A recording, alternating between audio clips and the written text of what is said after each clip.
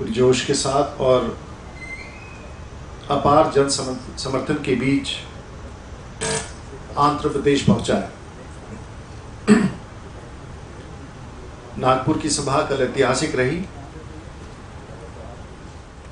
और अभी तक के इस यात्रा के दौरान जो आंध्र प्रदेश में प्रवेश के पश्चात जो जन समर्थन दिखा, स्वाभाविक तौर से भ्रष्टाचार, काले धन का विषय तो निश्चित तौर से था, लेकिन जो सिद्दीपेट में जनसभा हुई और जो अभी जनसभा चल रही है, आंध्र प्रदेश के इतिहास में अपने आप में ये सभा अविस्मरणीय रहेगा। और ये सिर्फ इसके साथ भ्रष्टाचार और कांग्रेस के खिलाफ गुस्सा ही नहीं, ये तेलंगाना के सवाल पर भी एक बड़ा जन समर्थन दिख रहा है। भारतीय जनता पार्टी ने ये पहले भी मांग की थी और अभी भी उस मांग को फिर से श्री लालकृष्ण आडवाणी ने दोहराया है और ये कहा है कि अगले सत्र में, जो नवंबर माह में प्रारंभ होगा, उस सत्र में तेलंगाना का बिल पेश किया जाना चाहिए। हम इस मांग को फिर से दोहरा रहे हैं और जगह जगह जो तेलंगाना का समर्थन है, जो लोगों में गुस्सा भी है और इस आंदोलन को लेकर समर्थन भी है, माननीय लालकृष्ण आडवाणी जी के चेतना यात्रा में ये पूरी तरह से उजागर हुआ है। हम सरकार को कहना चाहेंगे कि आंध्र प्रदेश की जनता के साथ अब कोई धोखे की गुंजाइश नहीं है। It's an appeal to the government that they can not hoodwink or bulldoze the sentiments of the people of Andhra Pradesh, the people demanding the state of Telangana. The present meeting which is being held in Siddipet in Andhra Pradesh is overwhelming. It's a historic public meeting and the leader of the Bharatiya Janata Party, Mr. Lalkrishna Advani, has reiterated that the bill for Telangana should be positioned in the parliament in the forthcoming winter session. The government cannot keep on hoodwinking the people of Andhra Pradesh. It's a commitment and the commitment has to be met. The Bharatiya Janata Party will fully support the bill for Telangana. And I can tell you that though at various occasions some media people keep questioning the yatra, I think it's far beyond expectations, and the support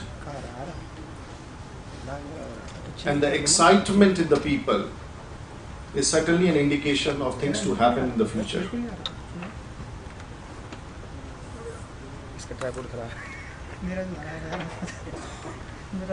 हाल फिलहाल कुछ दिन पहले जब देश के प्रधानमंत्री बांग्लादेश जा रहे थे, तो उनके वरिष्ठ सहयोगी और पश्चिम बंगाल के मुख्यमंत्री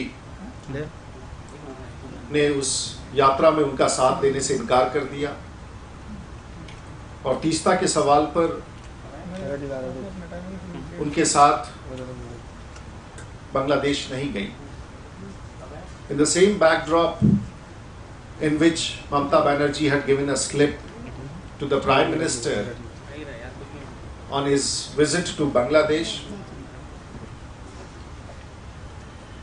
it's just not that action of Ms. Mamata Banerjee to slip, it's also an indication of many things which are forthcoming.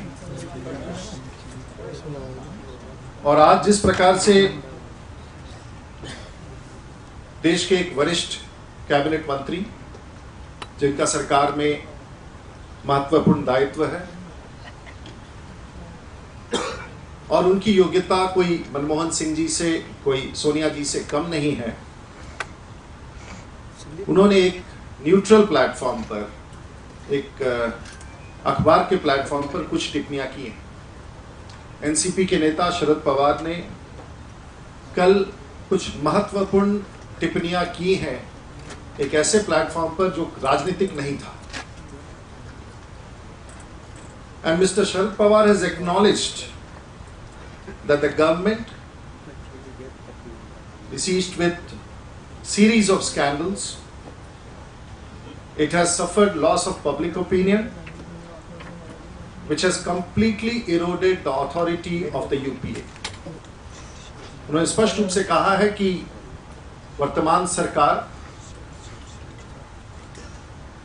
के खिलाफ जो भ्रष्टाचार के कई स्कैंडल्स हैं, आरोप हैं, जनमानस का उन पर से विश्वास उठा है और इस सरकार की पूरी तरह से विश्वसनीयता, यूपीए 2 की विश्वसनीयता पूरी तरह से समाप्त हो गई है। और आश्चर्य का विषय है कि वो स्वयं एग्रीकल्चर मिनिस्टर है और फूड मिनिस्टर है।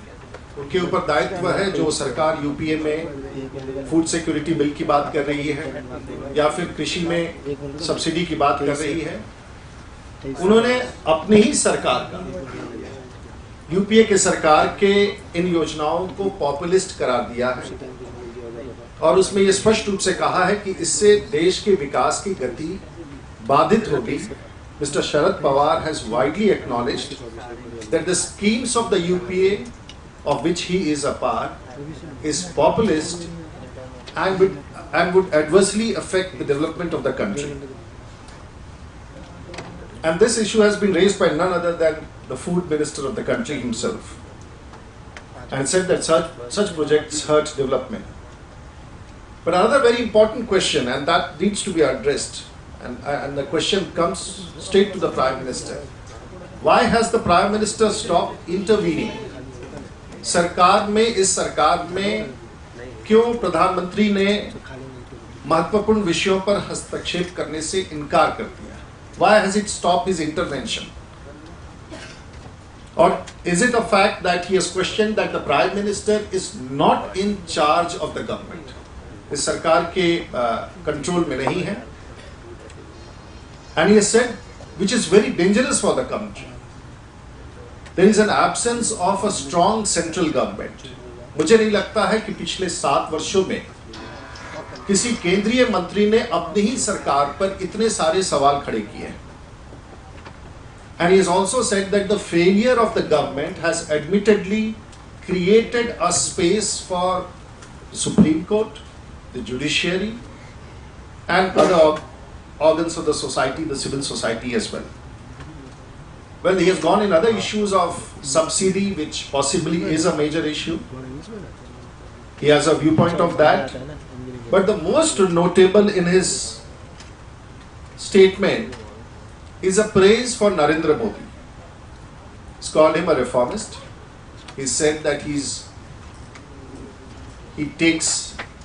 welcomes ideas, he has innovations, and for that he says that there is one state in the country, and he has taken the name of 2 chief ministers for that matter.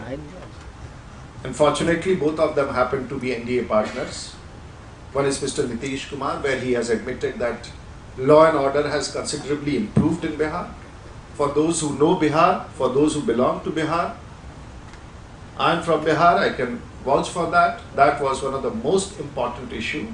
This acknowledgement by Mr. Nitish Kumar, by Mr. Sharad Pawar of Nitish Kumar is another endorsement of an NDA government. उन्होंने 2 सरकारों के बारे में विशेष तौर से कहा है और सौभाग्य का विषय ये है कि दोनों सरकार एनडीए की सरकार है। उन्होंने उदाहरण के तौर पर किसी कांग्रेस शासित राज्य का उल्लेख नहीं किया है और उन्होंने कहा है कि नरेंद्र मोदी इनोवेशन का, नए आविष्कारों का बड़े समर्थक हैं।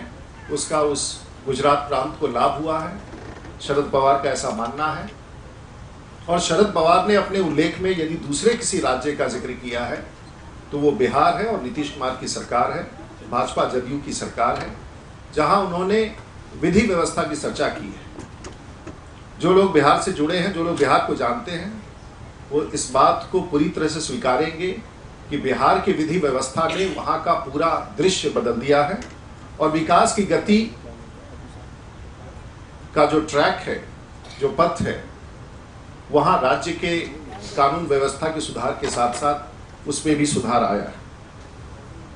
But the question which the BJP would like to raise here is Is the UPA government now facing the heat of its alliance partners? Or are the alliance partners getting aware that they are all sailing in a sinking boat? क्या शरद पवार के बयान से ऐसा समझा जाए कि उन सबको ऐसा एहसास होने लगा है कि कांग्रेस की सरकार एक डूबती हुई नैया है? और ये सभी सवाल जो उठाए जा रहे हैं, जो प्रश्न किए जा रहे हैं, कहीं ना कहीं इन विषयों को इंगित करता है।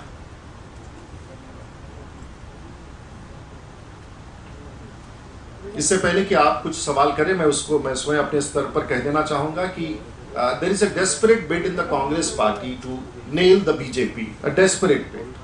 Maybe issue of Karnataka, maybe other issues. While our leader and Mr. Lal Krishna Advani has been candid, he has said what had to be said about Karnataka. We as a party are ready to accept our weakness. We as a party, we are ready to accept and correct ourselves. We as a party are ready to admonish those who indulge in that. And that we are all committed to fight corruption and that we are in full support of the Lokpal bill. हम फिर से दोहराना चाहेंगे कि Bharatiya Janata party, Congress के लोग ये प्रयास कर रहे हैं कि भारतीय जनता पार्टी और विशेष करके जो पृष्ठभूमि लाल कृष्ण आडवाणी के रथ यात्रा का है, जिसमें भ्रष्टाचार, कालाधन, महंगाई, ये सब विषय है, कांग्रेस के मित्र प्रयास कर रहे हैं कि बीजेपी के ऊपर प्रहार किया जाए। लेकिन हम ये कहना चाहेंगे कि भारतीय जनता पार्टी स्वयं और उसका नेतृत्व भ्रष्टाचार के सवाल पर अपने नेताओं पर अंकुश रखना, हमें अपने कमजोरी का एहसास होना और उस कमजोरी के आधार पर हम उसमें सुधार लाने के लिए संकल्पित हैं। और हम भ्रष्टाचार के खिलाफ इस देशव्यापी अभियान में हम अपने पार्टी के हर तंत्र को सुधारने के लिए तैयार हैं, हम अपनी कमियों को सुधारने के लिए तैयार हैं। और जो भ्रष्टाचार के खिलाफ लोकपाल विधेयक है, उसका भारतीय जनता पार्टी का पूरा समर्थन है। लेकिन दूसरी तरफ यदि देखें, here is the Congress party which has yet nothing to say about Srimati Sheila Dikshit in the CWG scam. Yet here is the Congress party which has nothing to say about Mr. Chidambaram in the 2G scam. Yet here is the Congress party which has nothing to say about Mr. Digambar Kamath in the scam, in the Goa mining scam.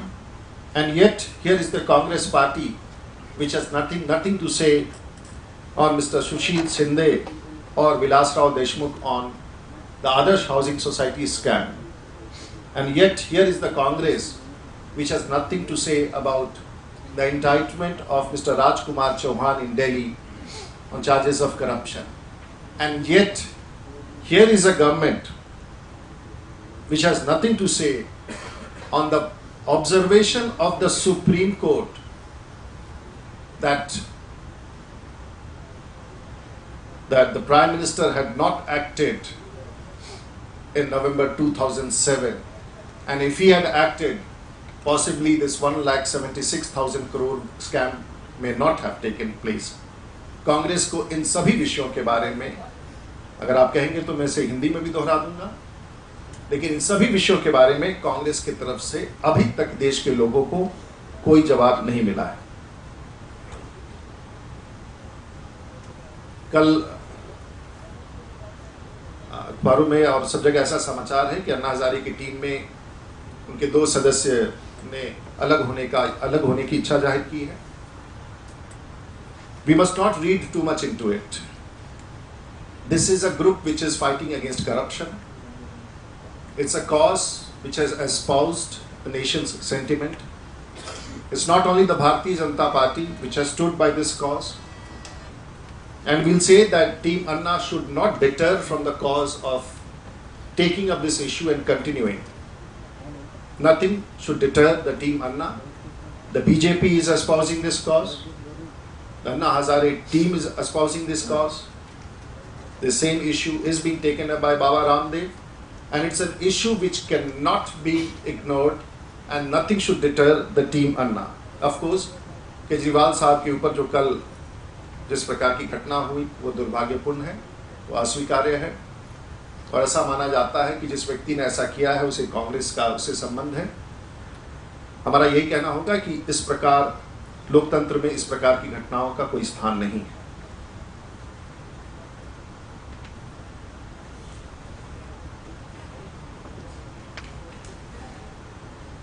देखिए, सरकार में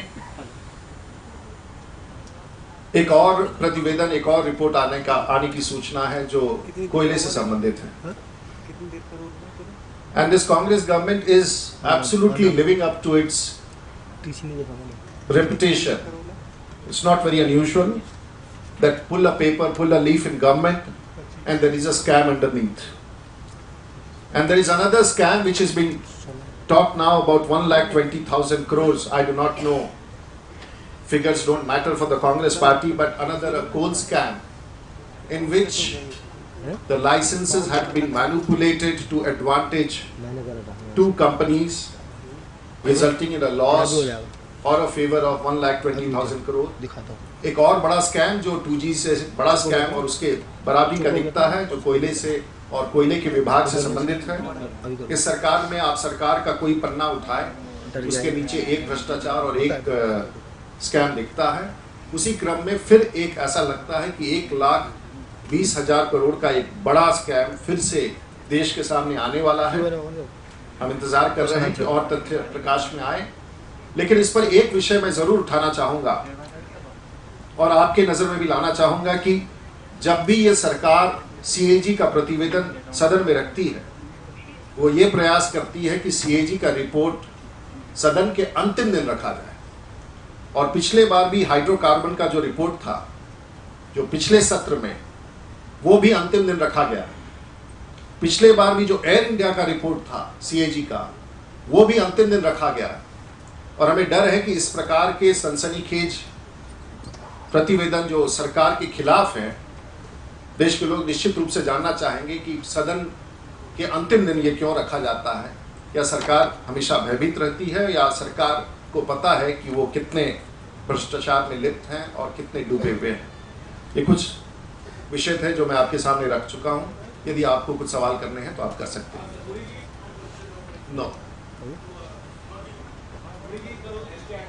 किया है कि अगर हमारे यहाँ से कोई गलती होती है तो हम उसे स्वीकारते हैं, उसे सुधारने का प्रयास करते हैं और इसी विषयों को स्पष्टता के साथ लाल कृष्ण आडवाणी जी ने बताया है। मैं समझता हूं कि हम अपनी गलतियों को स्वीकारते हैं और आवश्यकता अनुसार अपने सहयोगियों पर अंकुश करते हैं। और मैं नहीं समझता हूं कि किसी भी राजनीतिक दल को इसमें यदि प्रयास करना हो तो करते हैं, लेकिन कांग्रेस का ऐसा चरित्र नहीं है, यह हमारा स्पष्ट कहना है।